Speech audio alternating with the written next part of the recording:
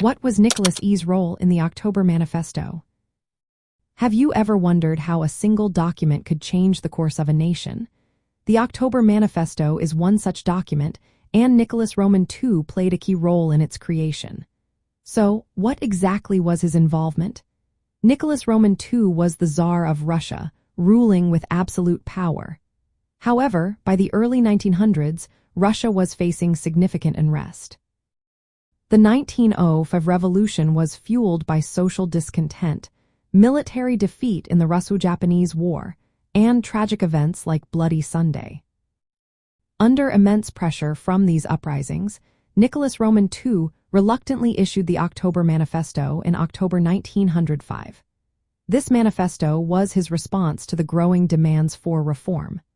Initially, Nicholas Roman II resisted making any meaningful changes. He believed that the unrest was mainly driven by intellectuals and that he was the guiding father figure for the Russian people. However, as revolutionary activities escalated, he realized he had to make concessions to maintain his rule. The October Manifesto promised several reforms aimed at addressing the people's grievances. It granted civil liberties, including freedom of conscience, speech, and assembly. It also established an elected parliament called the Duma, which allowed for broader participation in governance. Importantly, it stated that no law could be enacted without the Duma's consent. These measures were intended to limit the Tsar's previously unchecked power and to quell the unrest by offering a constitutional framework. Despite these promises, Nicholas E's commitment to reform was hesitant.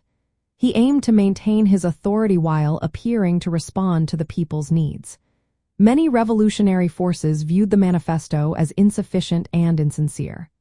As a result, unrest continued, and the October Manifesto did not fully satisfy those seeking change.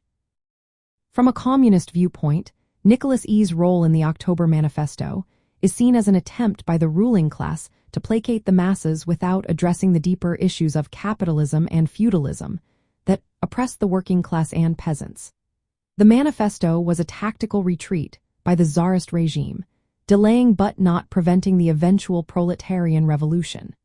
This revolution aimed to overthrow the autocratic and capitalist systems in place.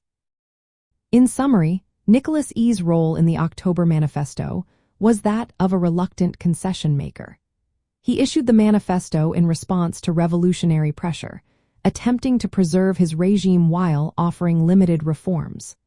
However, these efforts ultimately failed to quell the revolutionary tide that would lead to the significant changes in Russia just a few years later.